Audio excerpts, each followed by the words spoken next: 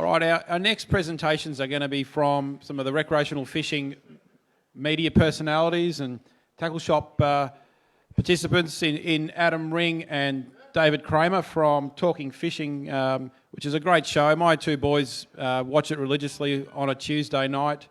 And this is going to be a really interesting session. You're actually going to hear about the best tips, techniques, tackle, how to actually catch these things. So, you know, we didn't want this night to be just the Victorian Fisheries Authority talking to the crew here.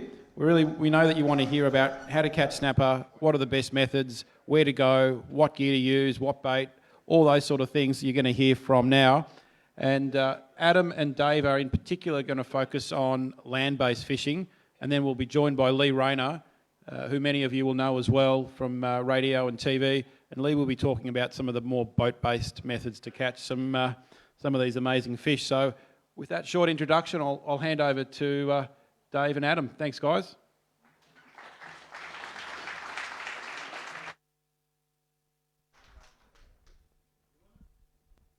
All right. We on? Does that work? Can everyone hear us? All right. Hopefully. All right. We're going to talk about a couple of things tonight. So land-based fishing, which is one thing. Not on.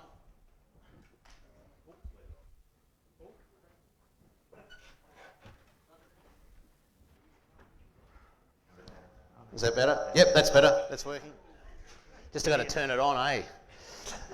Land-based fishing has probably always been around for snapper, but I guess in working in a tackle shop, we're pretty privileged that we see a lot of people every single day, and they're talking about their catch, and they're showing us photos, and they're sending us in their photos and ads. I've got to say, particularly this year, I reckon it's probably the best in 10 years. Definitely. That we've seen land-based snapper fishing really take off, and in some of the areas you go, you know, wow, this is really, really good fishing. And you know, I actually wrote this presentation about 2 weeks ago, so they're probably 4 weeks old now. But these are all fish you can see, you know, Mornington Pier and the rock wall down at Mornington Pier feature pretty well. But they're decent sized fish too, Ads. Yeah, and I think the key to land-based fishing and why we've had such a successful season so far is the wind. I mean, as fishermen, generally speaking, we don't like wind, but for a land-based snapper fisherman, it is literally their best friend. We've had strong westerlies blowing for the majority of the start of the season so far, hence why we've seen snapper at places like Mornington on the peninsula, that stiff breeze blowing the fish in close. It's getting the water nice and rough up on the rocks, it's dislodging a lot of food. The snapper will come in quite close, especially over night time. It's no coincidence in the two out of the three photos are over night time. Obviously, you need to know your conditions. You need to stay safe because with wind comes nasty water, but the snapper absolutely love it. And it's not uncommon to see fish pushing 4, 5, 6 kilos coming in from these land-based locations. The other thing I think we see often is, you know, guys going out in their boats, it's around tide changes, it's around the barometer, the water temperature coming up, whereas land-based snapper fishing, you tend to see it starts early, and even through winter, these big fish moving in very, very close. And, you know, some guys that fish from their boat, I mean, Scotty at work, his average depth that he catches fish in his boat is 4 metres. So, you know, fishing very, very shallow.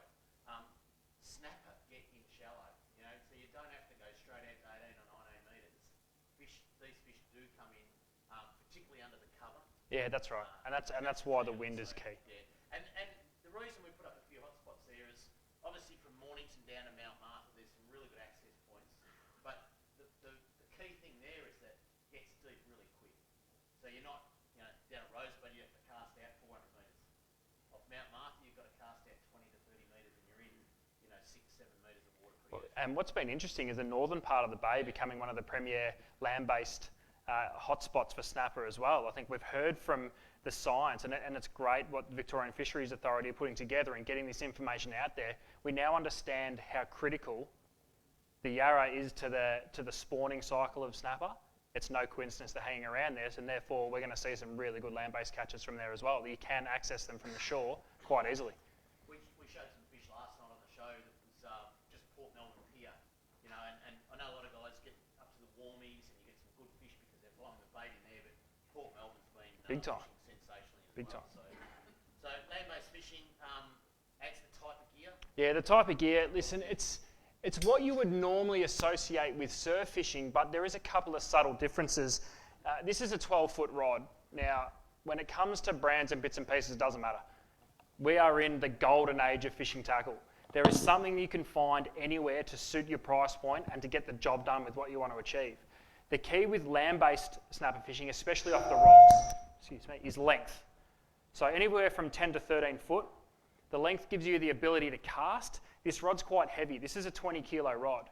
And the reason for it is we're seeing some really modern and exciting techniques that we're adopting from other parts of the country, things like slide baiting, which basically you're casting to get snagged. You're using a grapnel sinker, you want to lodge it into the mud, you want to lodge it into the rocks, and you're sending a one-way clip that heads down. It gives you the opportunity to live bait without having to cast soft baits off, like whether it's killing a live bait, whether it's trying to fish a pilchard. The rod is crucial for that part of it. You don't need a 20-kilo rod to catch a snapper. But for some of the techniques and casting heavy weights up to 6, 7, 8 ounces, the stiffer, heavier rods can do that. Reels, any big spin reel. This is a surf style reel, long cast spool, slow oscillation. It's all about line lay, in other words, to get distance on your cast. Just tell everyone, what's a long cast spool? Well, a long cast spool, it's exactly what it sounds like. You compare that to a standard spinning reel, the spool is very high and it's very shallow. So it doesn't give line the opportunity to bite in on itself, hindering your cast. And you'll notice, compared to say a conventional spinning reel, the oscillation's very slow. And that's all about line lay. It's making sure the line doesn't have the opportunity to bunch up, bite in on itself when you are casting heavy weights or fighting big fish. And these reels really make sure that doesn't happen. And that reel there pulls 20 kilos of drag. You'll never need it for a snapper, but when you're trying to dislodge a grapnel sinker that's lodged into a rock so that you can slide bait accurately, you do need that power so that when you're trying to dislodge that sinker to get everything back, which they're designed to do, you're not just pulling drag and wasting your time. So this is specific gear. If you're fishing off a pier, your structure's not huge, then a normal 12-foot surf rod, a 10-foot surf rod. Use what's comfortable. There's nothing worse than trying to get into something and you're fighting the gear as well as trying to worry about catch a fish. Jump into any of your local tackle stores. Doesn't have to be Tackle or Kramer or Mornington. Any of your local tackle stores. Talk to them about it because there is gear that will suit your price point to achieve the job at hand. And you can get as specific or as general as you want. I actually said to Ads, I brought all the gear in earlier this afternoon. I rang Ads because I forgot the land-based outfit, and I said, grab that 10-foot rod because Shimano don't make a lot of 10-foot rods. No, they don't. Mainly 9 and then they go to 12. That's right. So 10-foot rods are coming back because land-based fishermen are finding different ways and more efficient ways to cast and get the baits to where the fish are. So why didn't you bring the 10-foot? We'd sold out. There you go. Seriously, land-based snapper fishing is popular, so we haven't got any. All right, I'm going to talk a little bit about other gear. The first one. So this is I brought along some of the latest and greatest gear. I'm going to talk about the reels first and then yeah, we're not handing these ones out. The latest and greatest gear. And, you know, if you wound the clock back even 5 years ago, everyone had to have the old Shimano bait runner 3500 or 4500 or even a 6500 and had to weigh, 3 kilos and you fished with a broomstick as a rod, and that has completely changed. And one of the things, I guess, and we're going to, look, there's no doubt we're big into Shimano. One of the things that's changed is some of the technology in reels. And you look at some of the stats here. Ads, maybe grab the other one. You got there? So this is I need 3 hands or a lapel microphone, but ain't got either. The new wave of fishing tackle when it comes to catching snapper. Yep. We're not using big reels anymore. No, so you have a look at the stats on that. I've got the Stratic 5000 FL, got a really nice power handle. That's a really light reel, 265 grams, pulling 11 kilos of drag. And, people, when they started getting away from the bait runners, started going to 6,000 reels. 5,000 is definitely the new 6,000 because they're so light, they've got the gear in them, and 11 kilos of drag, 265 grams is a bloody light reel. What Ads has got is the next step up, the Sustain. So this is a Sustain 5000, very similar spec-wise to the new Stratic. Power handle, 9 bearings, so a little bit smoother, and 11 kilos of drag. What you get out of these small reels now is efficiency, and that's where fishing tackle's gone. It's making things very efficient. I mean, to be able to pull 11 kilos of drag, which in the grand scheme of things doesn't sound like much, but try and hold on to it. It is a lot of drag, it's putting a lot of pressure on a small reel, but the way they're made, the materials they're using and the processes they're using to make these reels. You buy reels once these days, they work so efficiently, you can get the power out of them, they're lightweight, and you basically feel like you're using 2 to 4 kilo gear. The old bait runner, have a look at the stats there. Now this is, the new bait runner, because you can't get the old bait runner Ds anymore. The 6000 OC, 4 bearings, 9 kilo drag, still respectable. 545 grams, nearly twice the weight of these new modern reels. Now, one of the things with the new modern reels, and Adam and I were lucky enough to go to the Shimano Japanese factory 2 years ago, and there's a thing called Hagani gearing and Hagani body. And basically, to put it into layman's terms, there's 3 ways to make a gear in a fishing reel. One is die cast, which is where you pour, hot metal into a cast, and it forms a shape and it cools down, and that becomes your gear. The second one is to grab a piece of metal and machine it. And again, you're heating it up in that machining process, and you do lose mechanical properties in that steel.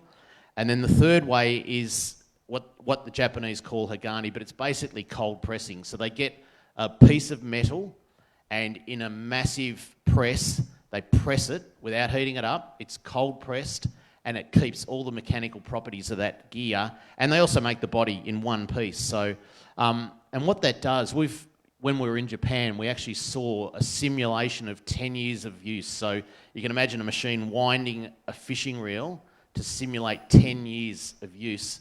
And we put up Hagani gear versus an old school Shimano reel and one of their major competitors. And I tell you what, the other two, you just threw them in the bin. Hagani, it's probably not good for a tackle shop owner because they're never going to wear out. In the old school, you wanted them to wear out, so you sold them. Sold you guys another one in 3 years' time. These just aren't going to wear out. So the technology is unbelievable. And can we just say with the Bait Runner 6000, we're not standing up here bashing Bait Runner 6000s. No. I still think there is nothing sweeter than have a rack of snap rods out in Port Phillip Bay and flicking Bait Runner on every single one of them and just watching them all scream off one by one. We've learned through science, hooking fish, looking after fish, that fishing in bait runner mode, maybe not the best if you want to catch and release fish, but there's still a time and a place for it.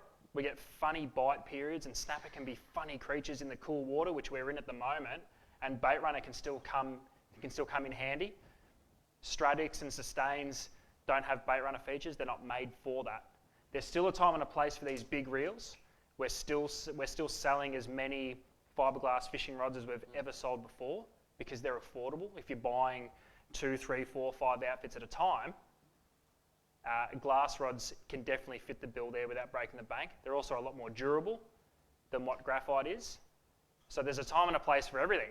It's just what suits your style, what suits your needs, and what suits where you're fishing. All of that plays into a part of choosing gear, but there is some phenomenal gear like the Stratics and the Sustains when it comes to longevity, when it comes to performance. There's so much stuff on the market, Dave, and there, like I said before, there's something to suit your budget and the way you fish, basically. I was just going to say there is one major attraction to buying a bait runner over a Stratic and a Sustain. They're about half the price. so don't get me wrong. They're still really popular because they're half the price of a Stratic or a Sustain. You pay for that quality, but I'll tell you what, they'll last a long time. Just get my third hand out. Yeah. Rods. So I've got the Shimano Sentai Stealth.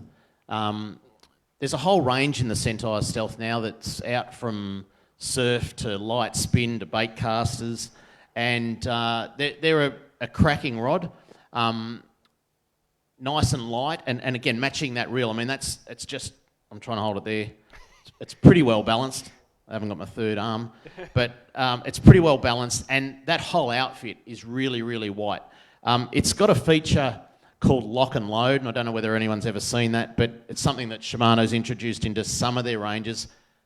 You may not be able to see it from where you are, but there's little cutouts in the butt here that just everyone in Victoria, or most people in Victoria, have snapper racks on their boats, and they have the little wire snapper racks.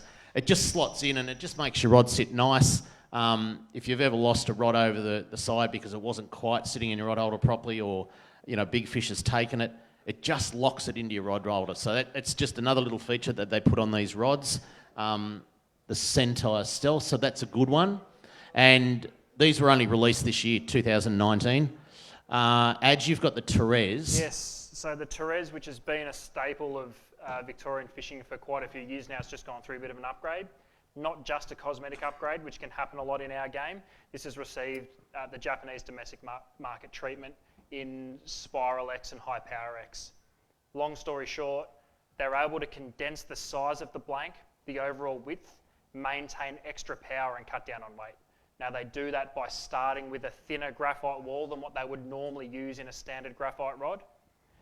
They run a cross weave of graphite tape through the centre of that blank and also on the outside. So it stops any part of that blank going out of shape. It stops the ovalization, because as that happens, it can create weak points in graphite. High Power X and Spiral X completely rule that out. It is incredible how light these rods are and how much weight they can actually pull. I'm actually holding, I'm pretty sure, a 50-pound rod in my hands. And it weighs no more than a normal 2 to 4 kilo brim rod, to be perfectly honest with you. It's incredible technology. It's only new to the Australian market. We're probably about 2 years into seeing High Power X and Spiral X. It's making its way through a lot of the ranges in Shimano. This is the future of rod technology. It's here now in the Therese, and we've found Western Port fishermen in particular have started changing over to these, because with the introduction of things like kingfish and bluefin tuna to our Victorian fishery, you've now got a rod that's as close to doing everything as you want to do. Where we used to have to buy rods and reels for each specific species, you've now got something pretty close to maintaining the power, but also being able to hold that 8, 10, 12 ounces of lead that you need to in Western Port.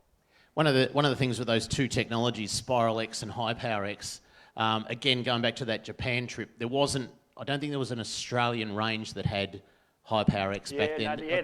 That was basically the introduction to us with Zodius. Yeah, which were really Japanese That's right, rods. which was a Japanese, and definitely. without the guides on the rod, so you can imagine just a blank, didn't have the guides, didn't have the grips. We saw one of these rods. They have all these testing machines which just demonstrate how good this stuff is. This is a graphite rod, and the one we saw was about 7 foot. Yep. They bent the tip round to touch the butt. It was like watching an old Ugly Stick video. A graphite rod, and the tip was touching the butt. Now that's without guides in it. So obviously the guides and stuff do, provide little flat spots and I guess break points. So they're not totally unbreakable. But without all that stuff on it, you can bend that rod, the tip to touch the butt. Yep. Again, that's a 2019 release, and then you can still get the old fiberglass. This one here is the Southern Snapper. That was a 1954 release. Yeah. That's what we reckon anyway. They've been around forever. So that's still a really good and really, really popular outfit. The old bait runner and a Southern Snapper. So they're still around. 1954 release. All right. A couple of other little things. We just thought to throw a couple of tiny little things in. Ads, do you want to grab that? I reckon everyone's made a lot of pre-tied rigs, and there's all sorts out there now. The flasher rigs, the snapper snatches, the reedies rigs, all sorts. There's one that I don't reckon many people know about. Gamakatsu actually make one, and they're quality hooks. I mean, they're the number one selling brand of hooks in our stores, and they actually make pre-tied rigs. They're all snelled. It's just people are lazy, and I'm one of them. You can buy these already pre-tied, and it's just a no-brainer. So if you're time poor like me, and you don't have to tie anything, they're done and they're really good. And the other one is, I reckon I started at Tackle World 9 years ago, and Red Rockets hit the scene around that time, about 9 years ago, and they were just an absolute gun bait, and then they disappeared. People couldn't get them. The commercial guys weren't finding them. And seriously, they disappeared. We haven't had them for probably 7 years. That's right. We've now got them, and it's finding the fisherman who actually catches them and says, "Oh, I've got them." And these are actually a bycatch. We're getting these from down at Lake's entrance, and they're a bycatch. And what we're doing is buying the bycatch. These would have been thrown overboard. They probably have been thrown overboard for the last 7 years. And it wasn't until someone tapped someone on the shoulder and said, "Hey, red rockets, you ever find them?" "Oh yeah, we get them every time." Now, they're limited, 200 kilos came in last week into Lake's entrance, and they were caught off Tasmania. So they're hard to get. We've tapped into a source, but the red rockets are back, and I know a few wholesale bait companies are now trying to get them desperately. And some of them have got them. There's no doubt we're not the only ones that got them, but red rockets, they were the gun bait 8-9 years ago. Yeah, they're basically a pilchard on steroids, really. Yeah, really oily. Very, very high Yep. oil content. There was no coincidence the first time we saw red bait was when the big tuna turned up. Yeah, and they're staple diet for those sort of things, but there wasn't anyone catching them commercially, so they are now. They realise that they're back on the menu, and there's just a couple of little things for that are new on the market, kind of. Yeah, a few things to think about planning your next snapper trip. I think that's it. I think that's it. Ads, is there? Is there any more slides? Click the button. Oh, there you go. No. There you go. I don't think we're allowed to do questions. I think we're doing it at the end. So. Oh, any questions? Or you can leave it to the end.